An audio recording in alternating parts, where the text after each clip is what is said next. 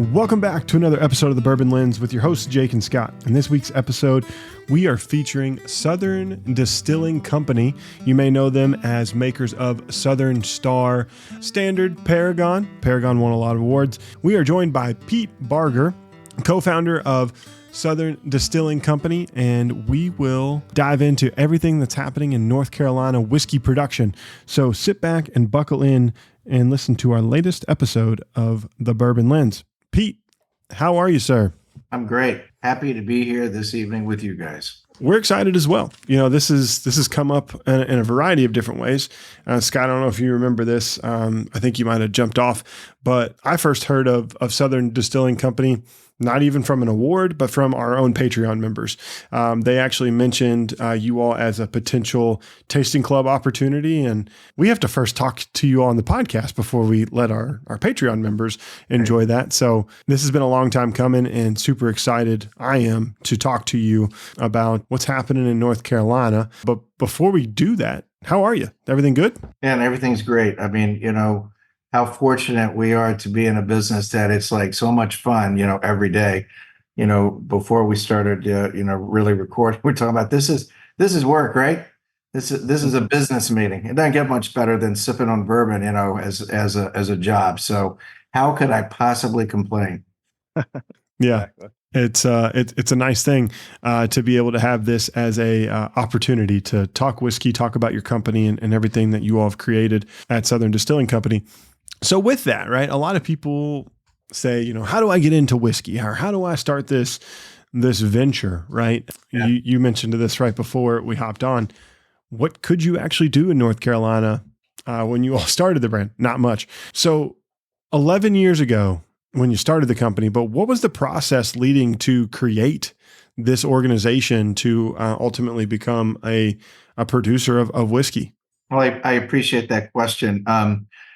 Because it's a lot of fun to kind of go back and tell that story. There's been a lot of painful moments along the way too, you know. But my wife and I, we grew up in family businesses. She went into public health and ended up working, you know, for the state of North Carolina, doing important work around prenatal health. I was an engineer and by training, and went into industrial construction and helped other family businesses build their business. But we always had this burning desire to do our own thing, to have our own family business. You know, we own a family farm and really saw that family business being an agriculturally based business. And, you know, a lot of people don't know this, but we started out with the idea that we were going to build a winery and a vineyard. All right. And so we're pretty good at due diligence. So we started doing our due diligence about 6 months in. We're like, no, so what's the secret to this? We still don't understand how you make money in this business. You know, you spend a lot of money, and you know, how do you make money? Where's that payday coming? You know, there's an old adage in the racing community. You know, North Carolina is kind of the hub of NASCAR. But you know, how do you make $1 million in the racing business? Start with 20. Yeah, spend 10. Yeah, the wine business is very similar. But what we saw, guys, was we saw something that was really exciting. That was scalability within beverage alcohol. You know, and even though I'm from North Carolina, I went to school in California back in the time when these little tiny companies like Ballast Point and Sierra Nevada, they were beginning to really become very disruptive powerhouses, and they were doing it kind of as family businesses with great culture.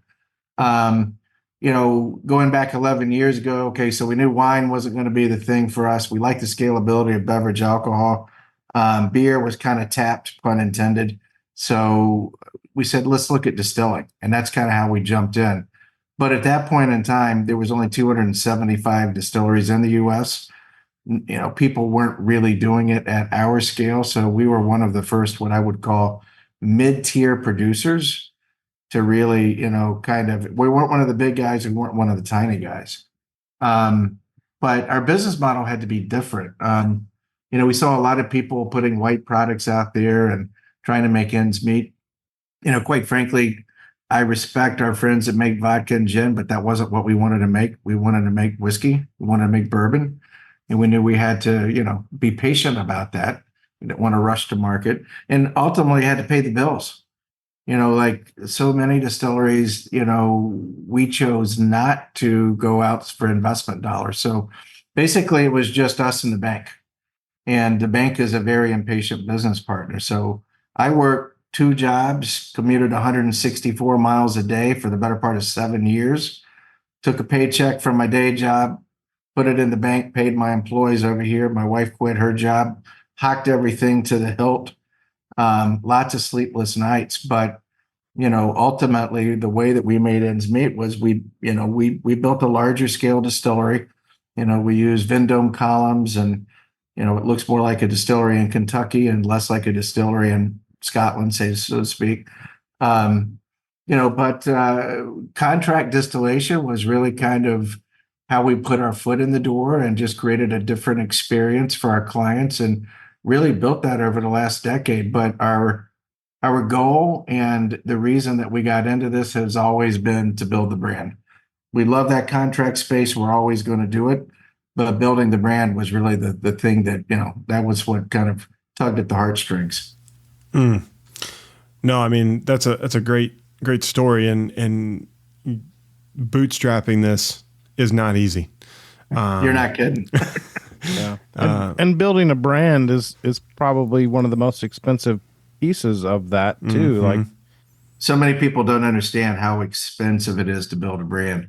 yeah. So you can build a distillery, you can spend tens of millions of dollars on the distillery, but building the brand is much more expensive. So there's a lot of barriers to entry. Mm-hmm. And it just takes such a special combination of great product, great story, authenticity, how, distribution channels, great retail partners, just so many things have to come into place in order to be successful.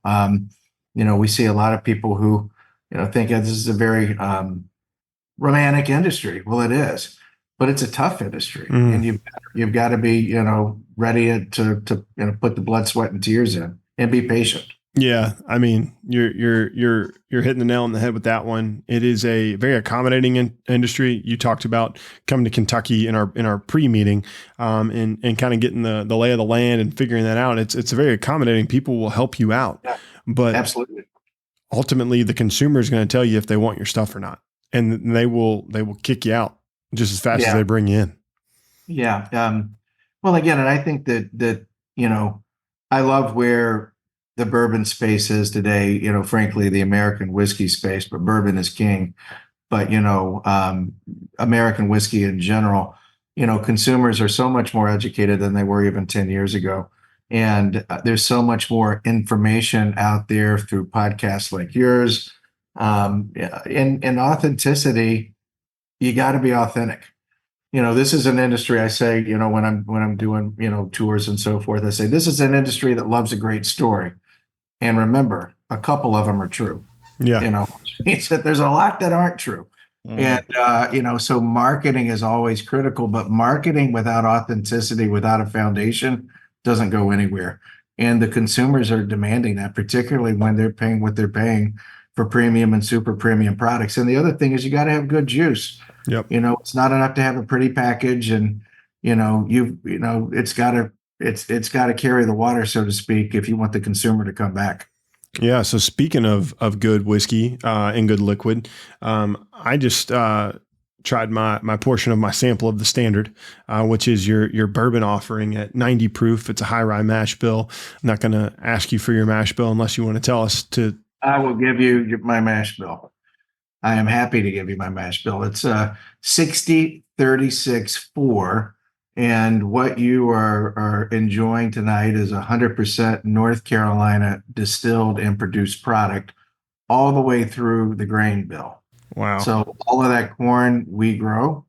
And that's one of the things that really makes us different in the field, is that we're the only distillery that I'm aware of at this scale that grows the vast majority of grain that we consume. The only thing that falls outside of that is really the malt.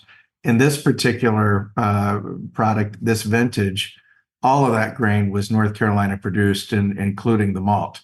And we grew it. We didn't malt the malt, but we've got a malt house that's about 12 miles from here that did that work for us. But it's a 60-36-4. You guys may know that mash bill. That's an MGP mash bill. When we started our company 10 years ago and we wanted to put bourbon on the shelf, of course, I didn't have any bourbon that I had distilled, right? Yep. So I did what a lot of people do. I sourced it. We sourced that bourbon from MGP, and we're happy to say that and proud of that relationship that we had. But 10 years later, we've got our own products, and it's that same mash bill, but it's its own personality. Well, I'll tell you this: I've never had a MGP that tastes like that. So kudos to you, because this is unique and different from anything I've had personally. I don't know. I can't speak for Scott. I just want to share a few highlights. I'm not going to go into deep tasting notes with you, but for our listeners, this is the standard. It's 90 proof. A lot of people poo-poo lower proof whiskey. Get on board with it. It's good and it's drinkable, and enjoy it because this is everything you want in a quintessential bourbon with a high rye mash bill. To me, it took a little bit to open up, but it's been a delight ever since it opened up. I got a really rich, creamy mouthfeel, which is great. Like, you didn't lose any of the viscosity with the whiskey coming down to proof. Thought it was very fruity.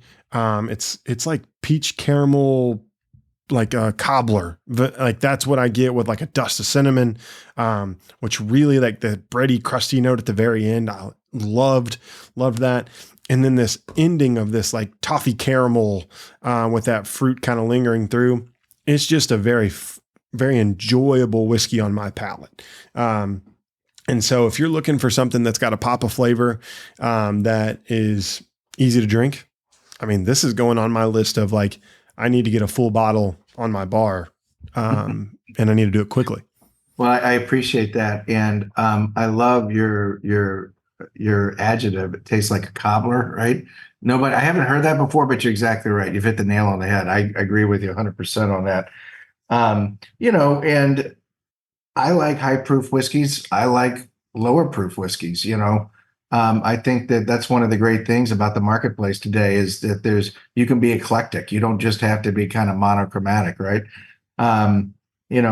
You talked about the fact that it needed to open up. I would tell you that most of our products enjoy some time to oxidize, enjoy some time to open up. So I appreciate the fact that you picked up on that. But it's kind of our workhorse, so to speak, our entry level model, if you will. One of the nice things about lower proof whiskeys is that it's much easier on the pocketbook, right? It's a lot more accessible, so that's kind of one of our, relative to price point, that's going to be lower on the shelf. Yeah. Scott, it's a higher rye mash bill. So we drop the corn. Normally you're a big corn guy, but this does bring a ton of sweetness. So what's your thoughts here? Yeah. I mean, to call a whiskey the standard, I mean, I think that's pretty bold. Yeah. I don't think there's anything wrong with it when like this is what we're talking about. Yes, on the nose, it's very like high rye, like spice forward. You're almost like, oh, this is gonna have a nice little kick. But then you taste it, and it's just like got a nice, smooth, creamy sweetness. Yeah. And at first, I was like, oh, this is like oatmeal raisin cookies a little bit. But then, as it sits here for a minute, I'm thinking like oatmeal cream pie, like. That creaminess just kind of carries through with that, just like that baked, like that cookie, like that soft cookie. Like, so it's got that breadiness to it, which is really nice. I mean, and for you to tell me that this is 80, what'd you say, 88 proof? Oh, no, this one's 90 proof. 90 proof. 90 proof? Yeah. I mean, I have a hard time believing that just in terms of like mouthfeel. Yeah. Yeah. Like, obviously the heat proofiness is not there. But like mouthfeel, you typically think like, oh, like a 90 proof whiskey, it's going to be a little bit thinner, but this really doesn't have that. It has that creaminess to it. Richness. Well, I'm really happy that you pick up on that because we work really hard to produce that viscosity, that mouthfeel. And a lot of that has to do with how we handle our yeast, how we handle our fermentation, but one of the things I'll tell you just, to jump into the technical side, the ability to control those high wines and low wines and how you're running that still and those condensers and the doubler, hugely important. to the esters that develop and the esters that you retain through that process. And the fusel oils. We want some of those. We don't want all of those. But again, I'm an engineer, so I'm going to nerd out here for a minute. But that's one of the things that kind of sets us apart. So many things, and I'm not taking anything away from our good friends in Kentucky. It's done by tradition because that's how you've always done it, and we respect that.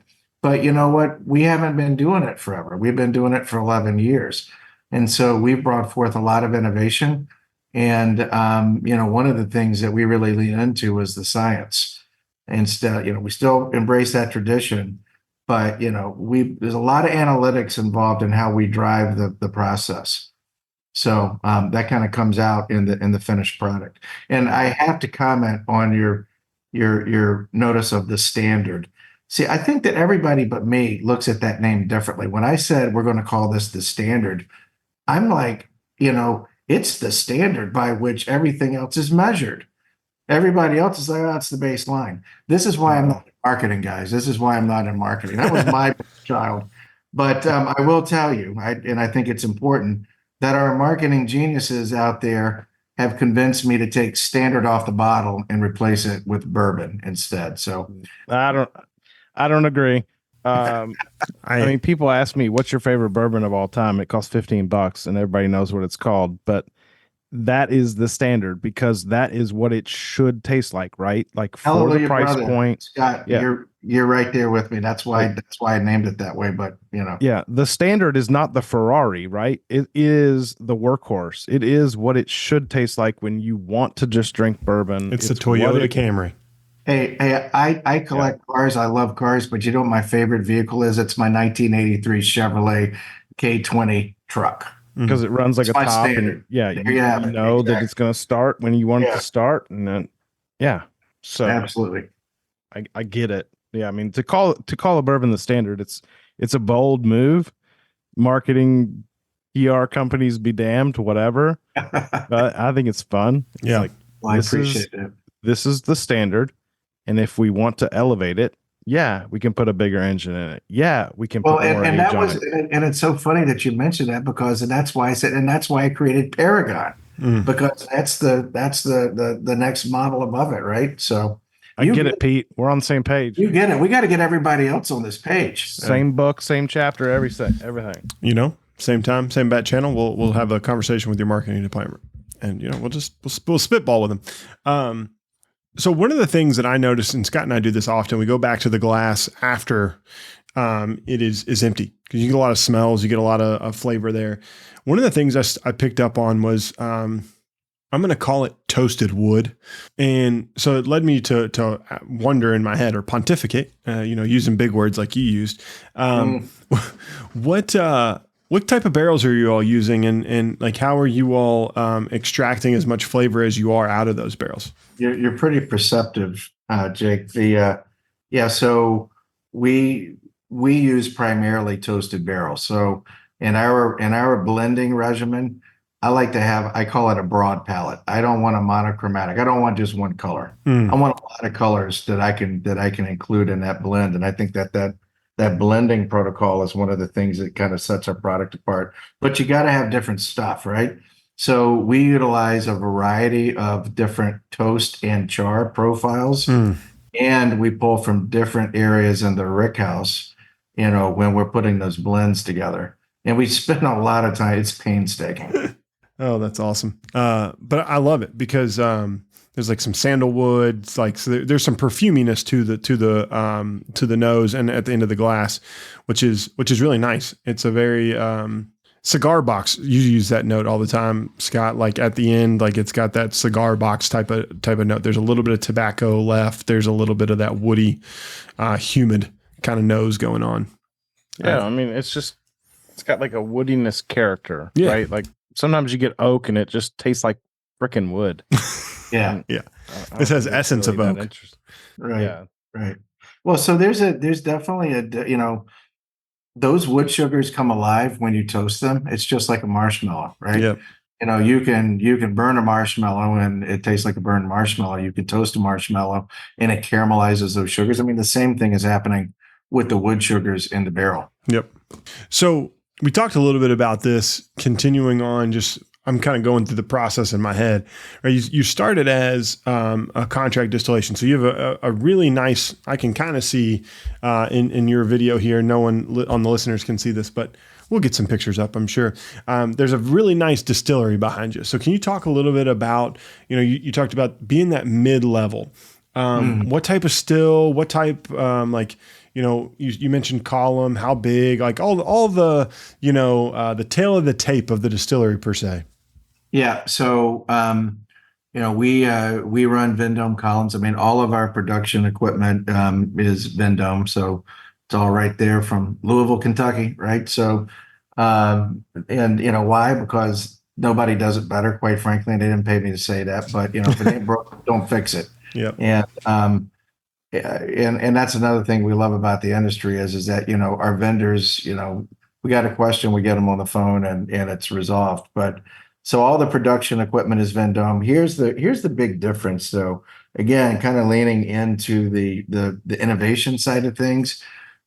Here's the analogy. Let's use my 83 Chevrolet pickup truck, right? The opposite end of the spectrum, would be a 24 Mercedes, S-Class sedan, fly-by-wire versus old school. So we're using that Vendome column and which works really, really well, but it's all fly-by-wire, lots of automation and lots of controls. And the reason that we do that is because if we can control all of those processes and really monitor things on the fly, we can drive whatever final product we want. We can drive right to that. But more importantly, we can do it super consistently. So that's one of the big differentiators, again, is the ability to control all of those processes, all the way from how we mill the grain, how it's cooked, how it's fermented, how we're maintaining fermentation conditions, how we monitor all of that with our analytical lab. We have HPLCs and gas chromatography and all this crazy stuff that I don't even understand, but we've got smart people who do. But it all helps produce a better product at the end of the day. The barrel will do a lot to fix a product, but if you start with a better product that you're putting in the barrel, you end up with a great product at the end of that maturation cycle. So, a lot of the stuff that we do is, again, very traditional, open top fermentation, et cetera. But then, again, like I said, there's a lot of innovation that we bring to bear in there. The columns, again, we run a Vendome 18. It was one of the first 18s that Vendome produced back in the day. I think Black Dirt took column number 1. Wilderness Trail took column number 2. We took column number 3, I think. And Wilderness Trail opened up right at exactly about the same time. Wow. Same within 2 months of each other. We're building a new plant here. That new plant will run a Vendome 36. I neglected to tell you that we added a 14 a couple of years ago. So my 18 and 14 together run kind of like a Vendome 24, maybe a little more volume. We laid out about 22,000 barrels a year. Wow. We run 24/7. We use 60,000 pounds of proudly produced North Carolina grain every day. And all those spent grains go out to feed our cows. So cows. Yeah, great cows, and they're well fed. So talk to me a little bit about the farm, right? So you said you all do own a farm. Are you all raising? Are you growing the crop yourself there? And like, how does all that work? Some of it, but it requires about 5,000 acres. In production and rotation. Again, we really subscribe to this whole concept of regenerative agriculture. Yeah. So all about soil conservation. Making sure that animal byproducts are going back on the field instead of, all sorts of chemical fertilizers. But I mean, that's just how we have farmed here for generations. The only thing that we're doing differently now is no-till drill, but we've been doing no-till drill for the last 20 years anyway, which is all, again, part of soil conservation. Yep. But we do grow some of those grains, but quite frankly, our farm is primarily dedicated to cattle production. So you're speaking my language. A lot of spent grain. So we're using North Carolina corn and small grains to produce North Carolina bourbon, making North Carolina steaks. It's a perfect circle. Pete, we need to have a conversation about a cow. We're gonna split a cow. Well, I know have a you? guy. Yeah. Have you ever met or read about Will Harris in Georgia? No, I have not. He's got white oak pastures in Georgia, and he's big into the regenerative farming and restoring the land and doing things the old school way. He had a book. It's called A Bold Return to Giving a Damn. Huh. Well, he and I, that's give a damn is our second core value. If you've been out to our website, so he and I speak the Okay. same language. Okay, Yeah. so Will Harris in Georgia, white oak pastures. Check out his book. Listen to the audiobook, which is what I did. Uh-huh. He's got like an hour long like documentary that somebody did on his farm. I mean, this sounds like the type of stuff that you're doing, but obviously you're going like next level and to nerdiness like us with the Right. whiskey production. But every time I hear about Will Harris and the stories that he's telling, and he talks like he's from Georgia, so he Yeah. narrates the audiobook. So it's Well, I'm going to definitely check that out. That's, there's I think there's a movement afoot. The organic thing, it never really happened in the spirit space. But I think the whole regen ag movement is real. It's got traction. Well, there's a my ag hat comes on. Agricultural economics was my undergrad. Oh, okay. Like organic's more of a marketing decision. Regenerative farming, like that is a way of life. That is sustainability. It's a lifestyle. It's a practice. It's totally different. Yeah, I'm right there with you. Like it's something that if you're paying attention and you care about the next generation's food, these are the practices that need to be starting to come back to be put in place with all the additional information we have. It's so cool that you get that. I get into these conversations, particularly with some of the folks more on the marketing side of things. And, I was like, look, this is how we've done agriculture here for the last 20 years. You've just created a neat name for it, which I thank you for it, because now we can say, hey, that's what it is. But it's just kind of how we do it. And frankly, it's the right way to do it. Mm-hmm. Yeah. I mean, it's all about doing the right thing. We have some good friends, the phrase, right? If you respect the land, it'll give back to you, right? That's their whole deal. And so it's really cool when those things kind of come together, when you hear this farming movement, because that's what it is. Like whiskey is it's not a commodity, but it's produced by all commodity type of activities. And it's, it's got to fit into that sustainability conversation. If not, we already have the degradation of white oak available. And so what are we doing now? Because the trees we plant now, they will grow in 30 years to be what we need them to be. And, on that, in that kind of vein there's a disconnect, I think, between the consumer, which I hope to be a part of changing. The consumer doesn't realize that bourbon is an agricultural product. And that's one of the things that has really allowed us to get some legislative victories here in North Carolina. I've been a big part of lobbying over the last 10 years as the president of our Distillers Association. And I can remember the day that I sat and I spoke to a group of legislators and who were really they didn't seem to be super interested in doing what we needed them to do until I started talking about farmers. Until I started talking about the fact, for every guy that works on my distillery floor, there are 5 guys out in my supply chain on the farms. And then, man, they light up because, hey, those are our constituents. Those are the guys that vote for us. And, there was a real connection there. But I think that's one of the things that personally, I'd like to be a part of, kind of waving that flag and making sure that the consumer understands it's an ag-based product. And if you do it right, like you said, the land will give back to you. Man, we could go hours and hours for this because we just nerded out with Brown Foreman about sustainability and agricultural, waves and movements 2 weeks ago. So I'm right here with you. We are right here with you. We are definitely going to try to lend our voice any way we can to make those things happen, because it's an important conversation that needs to be having on an ongoing basis.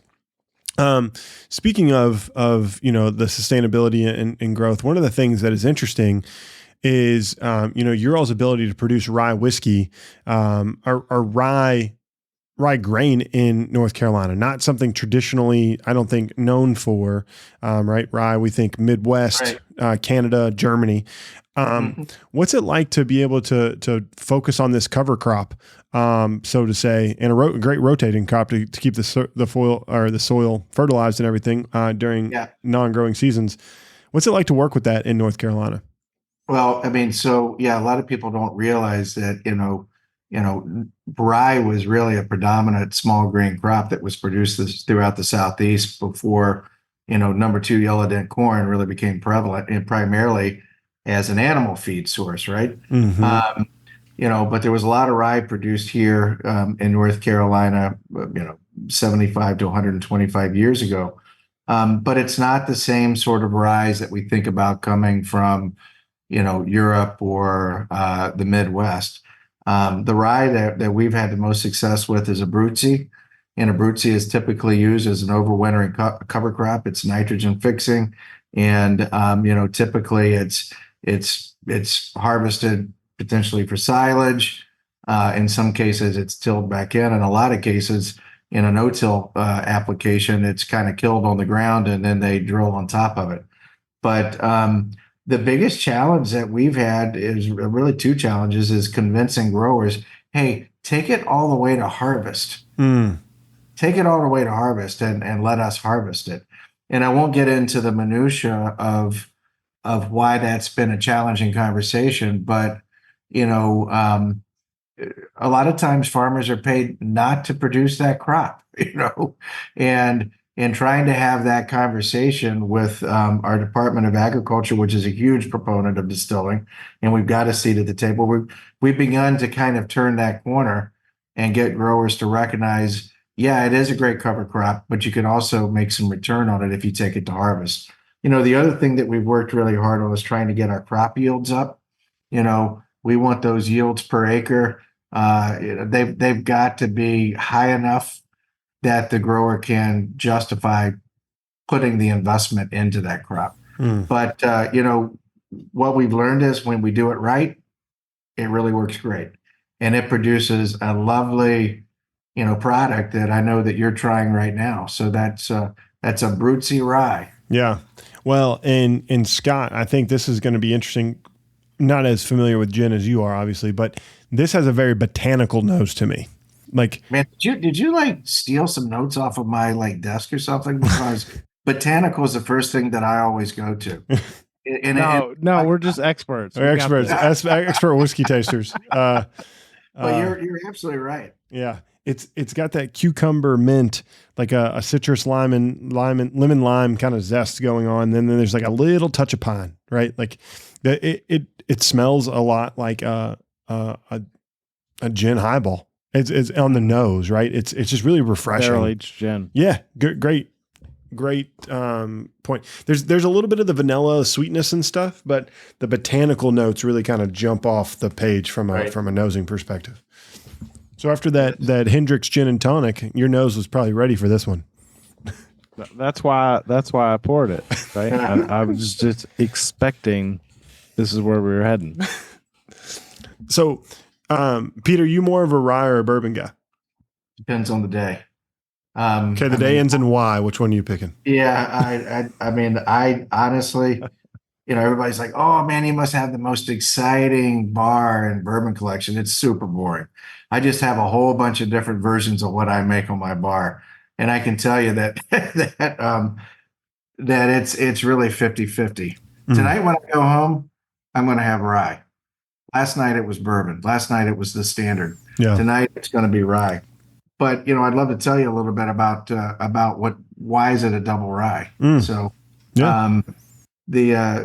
the double rye concept is because we blend two separate mash bills. So we take a 95.5, which is a very high kind of over the top spice note, right? And then we take a 51-39-10, which is just barely legal rye, right? 51 rye, 39 corn, 10 malted barley. We take those and we blend them, and then we barrel rest them for anywhere from 6 to 12 months in a freshly dumped Paragon barrel. So it goes back on top of that wheated bourbon barrel, and then rest. So the double rye comes from the two rye mash bills. When I developed that blend, what I was looking for was I was looking to create a rye that would be appealing to a bourbon drinker. So we wanted something that was more accessible. I wanted something that had enough of that rye character and spice to punch through in an old fashioned or a Manhattan. And it does have that. But at the same time, I just drink it over ice. And it's perfectly enjoyable that way. So, what's interesting is that, I don't mean to be sexist, but,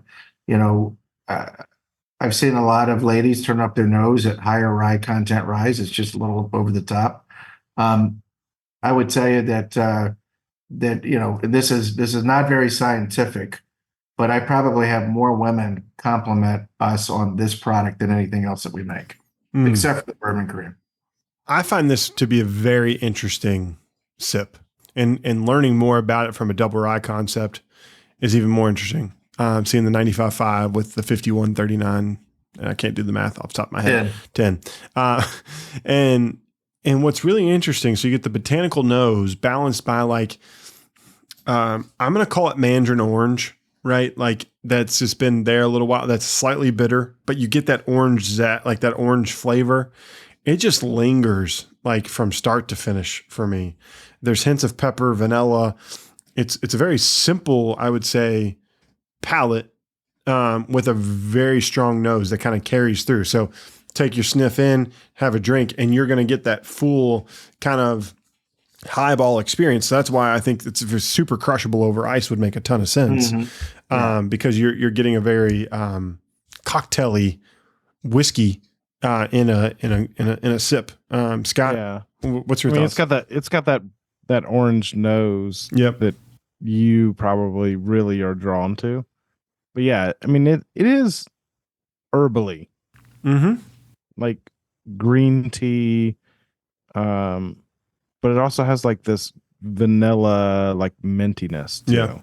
Yeah. It's really refreshing. Think about summer coming up, perfect summer drink, right? Or sip. 88 proof. The mouth feels a little different on this one. It's not as rich and creamy. It's a more of a, it still coats your palate. It's just not it's more of a I'll call it watery, right? It just kind of softens or silky. It's less viscous. Yeah. But it definitely has a lot of flavor. You're not losing a lot of flavor at 88 proof. You're got a ton of there. I would say this at barrel proof would probably be a punch in the face that you're not ready for, or most people aren't ready for. But when it comes to I don't want to say the word smooth, but when you come to easy drinking whiskey, this is an easy drinking whiskey. And that's exactly what we wanted to create with that, was something that was easy drinking. You could enjoy it and not work too hard to enjoy it. Yeah. Sometimes you have to put in the effort to enjoy some whiskeys. It's true. I mean, I know that kind of sounds like a misnomer, but you're absolutely right. Some of my favorite whiskeys it's work, but it's man, that was good work. That hurt so good. Yeah. The burn, the hours later when you're the acid reflux just kicked in. Yeah. Yeah. Right. Hey, one of the other things I want to throw out there is, we support, it's a local not-for-profit called Purple Heart Homes. It's based here in Statesville, North Carolina, but they do work all across the country. It's super important work. They build housing for vets, for Purple Heart recipients, and half of the proceeds that we pull off of this, half of the profit goes back into Purple Heart Homes. And when we, it was COVID when we released this, and everybody's got cabin fever. There's been no socialization. So we brought in a bunch of their staff and vets into the distillery, put 6 feet between everybody, but really kind of educated them on what the flavor wheel was, and don't worry about big words. Just, tell us what you think. But they essentially wrote the tasting notes, what, 3, 4 years ago, that we still use today. And so that, that relationship is, that's hugely important. And, not to get back too much into the culture, but, that's one of the things that makes this industry so cool, is that you get to do stuff like that. Yeah. No, I think that's super important work and super cool that you all do that. So I'm appreciative of that as someone who has a lot of families, our family members who have served, and we definitely support those folks. And that makes me think, Scott, we got to think about our Salute to Service podcast later this year. But we'll come up with that idea. And we got an idea man here. Pete's just an all around gentleman. We can know how to get a cow. He's got good marketing background. He could find something for us to shake there too. I'm probably sure of it. Pete, I like to, because this is going to be first of many conversations, I believe. But one of the questions I always like to ask people is, so you've done the decade, right? What's your hope for the next decade? My hope for the next decade is that the brand I could go to, I mean, it sounds really simple. I want to be able to go into more or less any bar in any state and order my product. I know at that point that I've made it, Yeah. But, that's the goal for the next decade. Of course, again, we love the contract side of the business that we do. And, we're going to continue to expand that. Bourbon's not going anywhere. One of the things that we know is that historically bourbon's always been enjoyed in the U.S. I got news for you. The world is going to be enjoying bourbon 10 years from now, and we're going to be part of that story. Oh, that's awesome. Yeah. No, it's pretty cool. And when I think about the success of in the future, I think it's going to be brands like yourselves that have seen what heritage brands have done and then made it their own. And heritage can mean a lot of things to a lot of people. It doesn't necessarily mean Kentucky. There's a little distillery in Lynchburg that makes a crap ton of whiskey. And I think I've heard of them before. Yeah, you may have heard of them. They have a black bottle, and they're in every country song. But you hear about like those people have paved a way for the world consumer to be able then to try these lovely whiskeys, the Southern Star Bourbon, the Double Rye, the Paragon. We'll definitely try that one day soon, hopefully. The Bourbon Cream, we haven't talked about that. Definitely want to hit on that because you all have a great partnership with the Carolina FC. I think it's the name of it.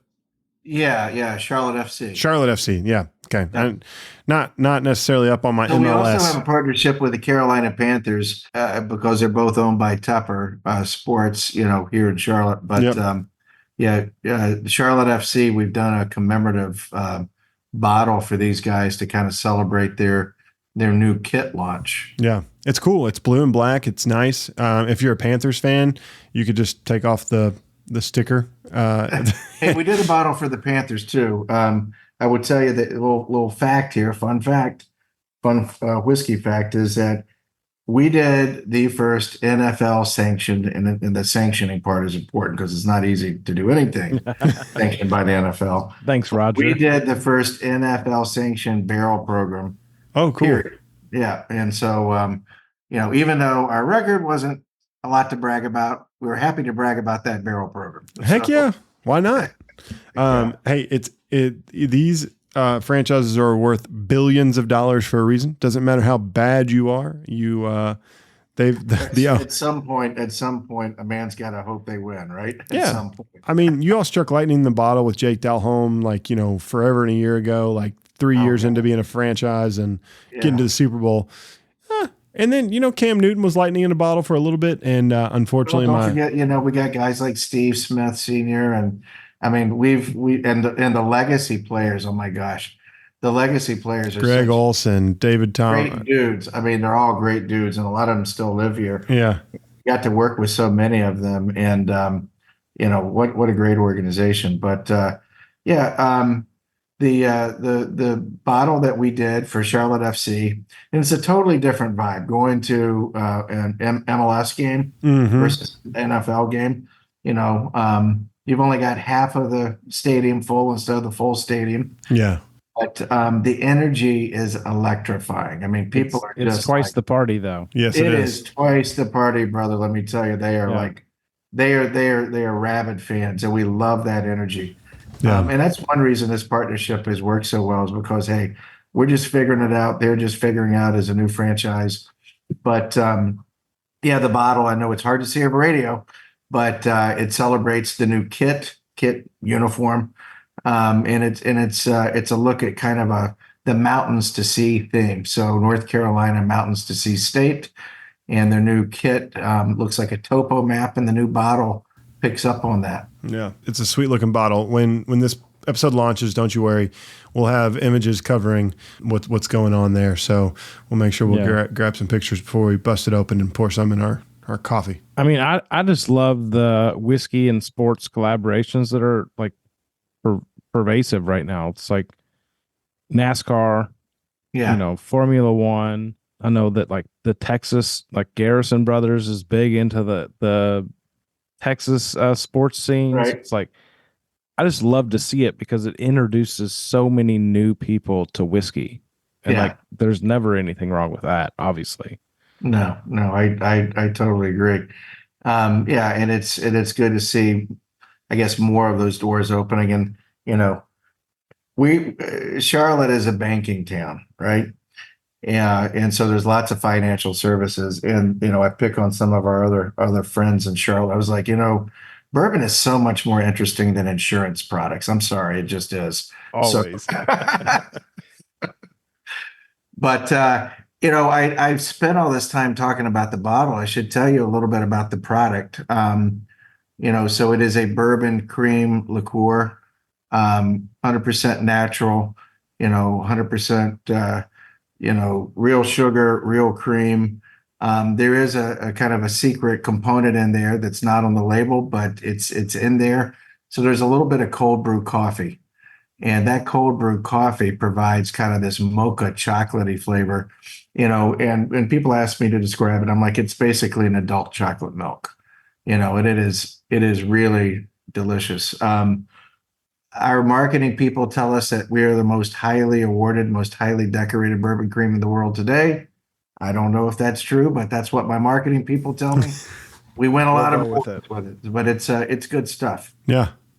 Well, sounds like a good time to party. Mimosas and coffee tomorrow morning. Sure. Sign me up. But it's kind of my tagline is just drink it. Don't worry about putting it in coffee. Everybody's crazy about these like over the top coffee, espresso martinis. I'm like, man, that is way too much work. Yeah. Last chunk of piece of ice in there and just sip it and enjoy it. Well, that made my cocktail a lot easier because I don't do cocktails. I'm a retired barista. Coffee's nothing to me. So yeah, maybe I'll figure something interesting out. Yeah. Right. Well, there's still a lot to talk about in the future, but this is a great starting point for us because there's a lot of great whiskey that's going to be coming out of Southern Distilling Company, and we want to be definitely a part of that journey with you. And Pete, we just want to say thank you for staying up late with us as we put all of our little chitlins to bed before the podcast. And man, I really appreciate you all sending us this care package and allowing us to sip some whiskey with you and share the good news of Southern Distilling Company. Wow. Jake and Scott, it's been a lot of fun. So even if we don't do a podcast, let's talk more often. Right? Yeah, let's do it. Yeah. I'm going to hit you up about the cow, like honestly. Well, I got you covered there. Yeah. Me and my wife love the ground beefs are very important at the house. Especially when the kids like to eat it. Exactly. That's what you got to go with. Yeah. Right. Well, Pete, it's always great to make a connection. It's always great to add someone to our whiskey family. And we look forward to future endeavors with you down the road. But thanks again, and we'll see you next time. Cheers, everybody. Cheers. Cheers. Thanks, Pete. That was great. Thanks for listening to this episode of The Bourbon Lens. Make sure you're connected with Scott and I via social media on Instagram, X, and Facebook. We'd love to connect. And if you're more the professional type, follow us over on LinkedIn. If you want to know more about Bourbon Lens, make sure you're subscribed to our weekly newsletter, The Weekly Pour. For exclusive content and more, check out Patreon. Follow us there at Bourbon Lens. And last but not least, on your favorite podcast listening app, make sure you're subscribed because every Monday, Scott and I release a podcast, and we would love to have you here listening to the newest features and the newest whiskey news. And until next time, cheers.